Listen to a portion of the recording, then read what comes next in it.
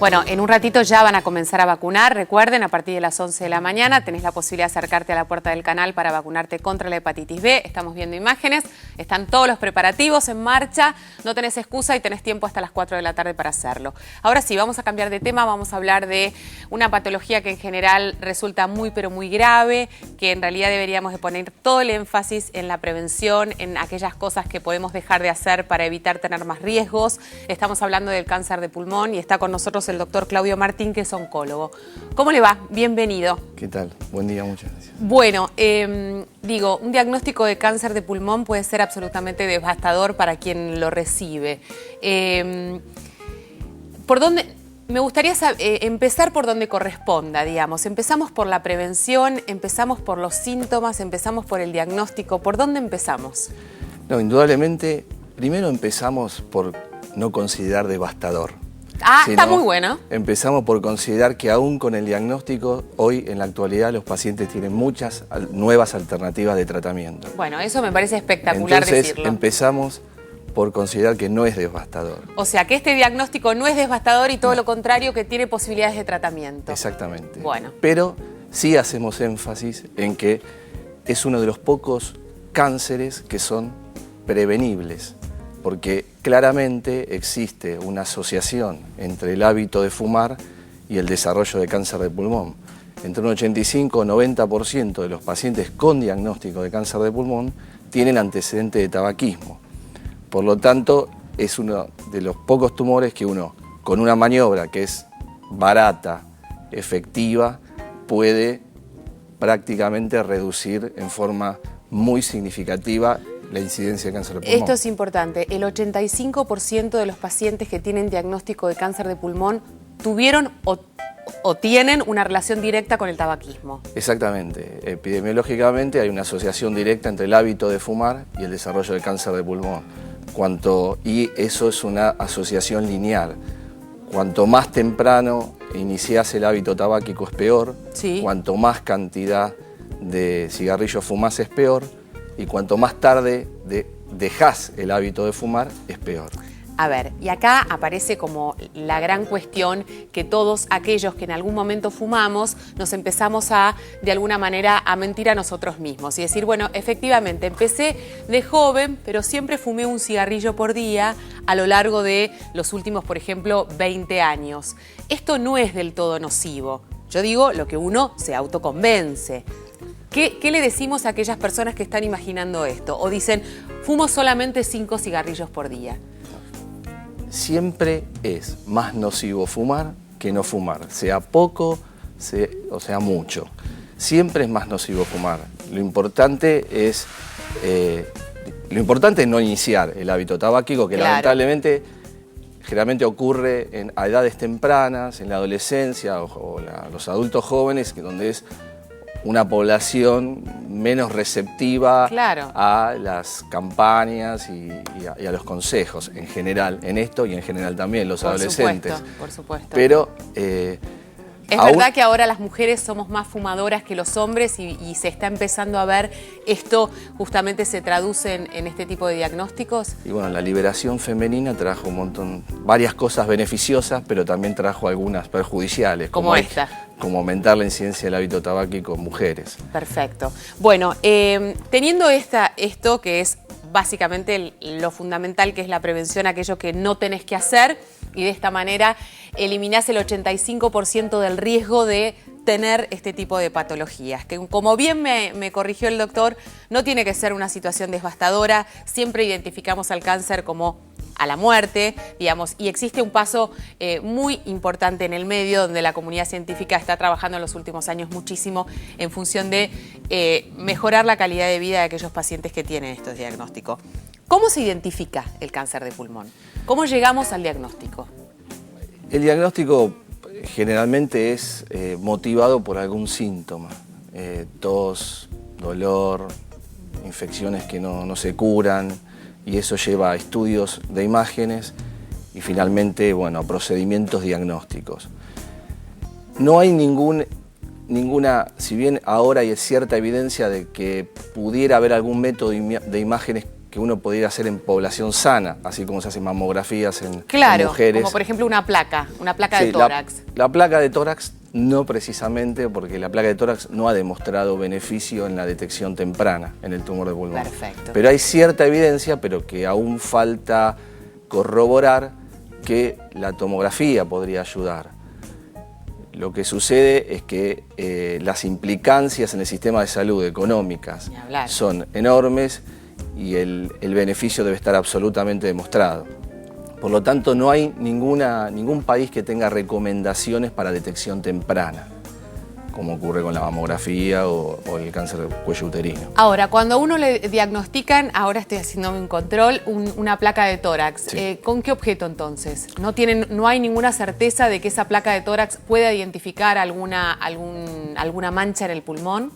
Bueno, no está demostrado en población sana que la placa de tórax como método de screening, de uno diga, a Perfecto. toda la población le voy a hacer No. una placa de tórax. Eso no sirve. Eso no quiere decir que individualmente, en una paciente determinado, la placa de tórax o la tomografía Ayuda. sí sirva para una detección del tumor de pulmón en forma más inicial, Sí. y eso permita estrategias de tratamiento diferentes, más agresivas, quirúrgicas. Hablando de la estrategia de tratamiento, y en esto, una vez que uno tiene el diagnóstico, es así como otro tipo de cánceres donde más temprano mejor, y es sustancial la diferencia en el tipo de tratamiento que se le puede brindar a esa persona si es detectado lo antes posible.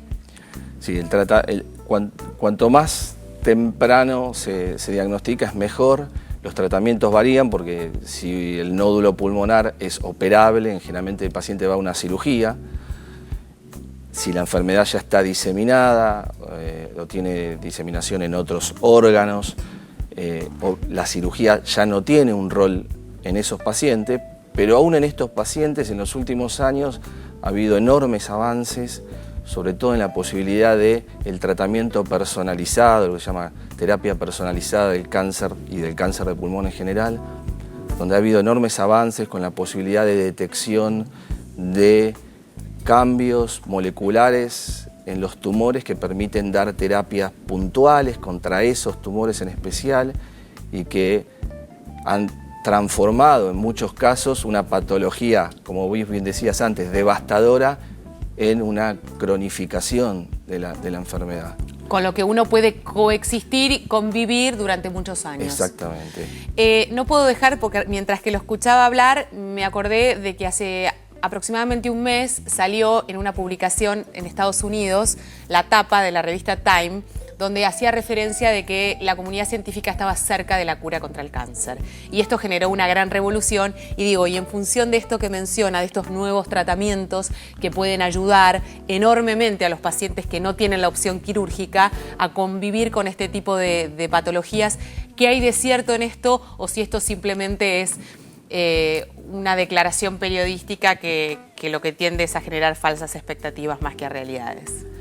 Yo creo que eso no es una realidad hoy, pero sí es una realidad que hay enormes avances, enormes pasos y muchas diferencias. No creo que el cáncer va probablemente como con los pacientes con HIV, que ahora Sí. que antes era una patología devastadora. Totalmente. Y ahora no más, va en ese camino, en el camino de identificar qué tipo de tumor tiene cada paciente y qué tipo de tratamiento requiere, y con eso cronificar la enfermedad.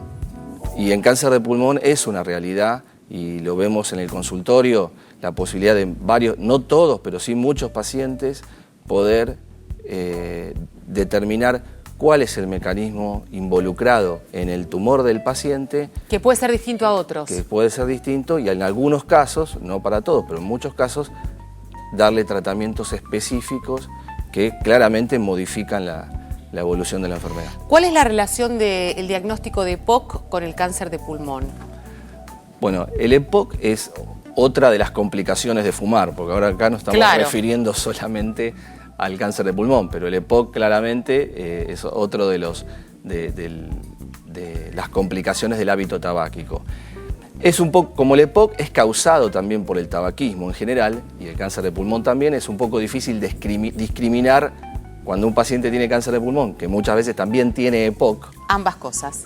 claro, es muy frecuente eso, es muy difícil discriminar si el cáncer de pulmón tiene relación directo con el tabaquismo o con el EPOC. Hay cierta evidencia de que los pacientes con EPOC tienen probablemente un poco más de incidencia, con más frecuencia desarrollan cáncer de pulmón, pero probablemente esté más relacionado a que los dos son producidos por el tabaquismo más que por el EPOC mismo. Hablando de la intervención quirúrgica como una de las principales herramientas que tienen ustedes para tratar el cáncer de pulmón, ¿el pulmón se reproduce? ¿Vuelve a crecer? ¿Aquello que se saca y queda la deficiencia para siempre o se vuelve a reproducir? Bueno, el pulmón no se reproduce. Okay. Por eso muchas veces... Para mí es como una clase de biología, o sea, para usted debe ser una situación completamente ridícula lo que estoy preguntando, porque me parece importante que la gente sepa y que pueda graficar esto, ¿no? No, el pulmón no se reproduce, no es como el hígado, que puede reproducirse, el pulmón no se reproduce. Lo que sí sucede es que muchos pacientes, cuando están con capacidades pulmonares límite, uno después con kinesiología, con apoyo de maniobras respiratorias, puede optimizar lo que queda, la utilización de lo que queda. Perfecto. Pero siempre cuando uno opera o va a una cirugía pulmonar, algo de la función respiratoria se pierde.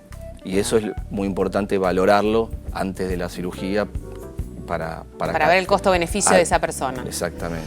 Bueno, nos vamos con una esperanza, porque cambiamos ya el término, ya no utilizamos la devastación, sino todo lo contrario, la posibilidad de tratarse y de convivir en determinados casos con un determinado diagnóstico, con tratamientos que están al alcance de la mano. Exactamente. Y que son hoy una realidad. Muchísimas gracias por haber venido, doctor. Si tenés consultas, le vamos a decir que se quede un ratito más por si podemos orientarte a partir de lo que a vos te está pasando. 011-4535-0705 o 0706.